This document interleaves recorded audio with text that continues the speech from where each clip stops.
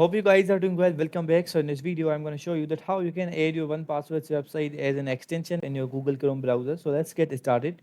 So first of all, what we have to do, we have to go to the websites of the one password. So as you can see now, has an option for the get it now. As you can see, get the one password browser extension. If you want to get that, you have to click on the get it now. And after clicking on this, you will be redirected to the extensions website. So let's click on this and we have to wait for a few seconds.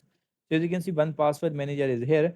If you want to read out the details, you can also do that like the best way. As you can see now, these all details are mentioned here, and the ratings are mentioned here 3.1 out of 5. So as you can see, if you want to add this now, you have to click on the add to Chrome, and after clicking on the add to Chrome, it will be added in your Chrome. In this way, you can add your one password in your Google Chrome extension. As you can see, has an option for the add extension. So if you want to add this, you have to click on the add extensions. And after clicking on this, it will be added in your Google Chrome. So we have to wait for a few seconds. So as you can see, now it's loading.